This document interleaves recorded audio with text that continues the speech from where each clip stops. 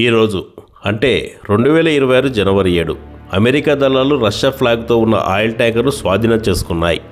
ఈ ట్యాంకర్ పేరు మారినెరా. గతంలో దీన్ని బెల్లా 1 అని కూడా పిలిచేవారు. ఇది వెనిజులా నుంచి ఆయిల్ ఎగుమతి చేస్తున్నట్లు ఆరోపణలు ఉన్నాయి. ట్రంప్ వెనిజులా మాజీ నాయకుడు మదురో నెట్వర్క్ను అణచివేయడానికి ఆయిల్ ఎగుమతులపై బ్లాకేడ్ విధించింది. ఈ ట్యాంకర్ ఆ బ్లాకేడ్ను బ్రేక్ చేసి పారిపోయింది. ఆ తర్వాత దాని పేరు మార్చి రష్యా ఫ్లాగ్ పెట్టుకొని ఉత్తర అట్లాంటిక్లోకి వెళ్ళిపోయింది. రష్యా దీనికి సపోర్టుగా సబ్మెరైన్ మరియు వార్షిప్లను పంపింది. కానీ అమెరికా కోస్ట్ గార్డ్ మరియు మిలిటరీ ఫోర్సెస్ దాన్ని ట్రాక్ చేసి బోర్డు చేసి స్వాధీనం చేసుకున్నాయి. ఇది వెనిజులా ఆయిల్తో సంబంధం ఉన్న మరో ట్యాంకర్ను కూడా ఈ సందర్భంగా స్వాధీనం చేసుకున్నారు. రష్యా మాట్లాడుతూ ఈ చర్యను సముద్ర చట్టాల ఉల్లంఘనలుగా పేర్కొంటుంది మరియు తీవ్రమైన ఆగ్రహం వ్యక్తం చేస్తుంది. ఇది అమెరికా రష్యా మధ్య ఉద్రిక్తతలను మరింత పెంచుతుంది.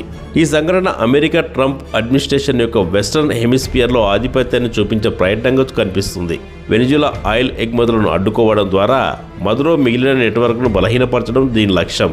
రష్యా వెనిజులాకు మిత్రదేశం కావడంతో ఈ స్వాధీనం రష్యా ఆయిల్ షాడో ఫ్లీట్ పై అమెరికా దాడులు పెంచుతుంది. రష్యా డిప్లొమాటిక్ ప్రొటెస్టులు చేస్తుంది. బహుశా ఇది రిటాలియేషన్గా అమెరికా ఆస్తులను స్వాధీనం చేసుకోవచ్చు. రష్యా డిప్లొమాటిక్ ప్రొటెస్టులు చేస్తుంది. బహుశా రిటాలియేషన్గా అమెరికా ఆస్తులను స్వాధీనం చేసుకోవచ్చు. ఆయిల్ మార్కెట్లో ధరలు పెరగవచ్చు. ముఖ్యంగా సప్లై చైన్ డిస్రప్షన్ ఉంటే రష్యా న్యూక్లియర్ సబ్మెరైన్లను పంపుతామని కొన్ని రిపోర్టులు చెబుతున్నాయి. కానీ ఇది ఎస్కలేషన్కు దారి తీయకపోవచ్చు. ఇది అమెరికా రష్యా సంబంధాలను మరింత దెబ్బతీస్తుంది. ట్రంప్ మరియు పుతిన్ల మధ్య వ్యక్తిగత సంబంధాలు ఉన్నందున డిప్లొమాటిక్ రెజల్యూషన్ సాధ్యమే. కానీ ఇది రష్యా, చైనా, ఇరాన్ లాంటి దేశాల మధ్య సహకారాన్ని పెంచి మరిన్ని ఉద్రిక్తతలకు దారి తీయవచ్చు. మొత్తంగా ఇది యుద్ధానికి దారి తీయకపోవచ్చు. కానీ ఆర్థిక మరియు డిప్లొమాటిక్ ఫ్రంట్లలో టెన్షన్లు మాత్రం పెరుగుతాయి.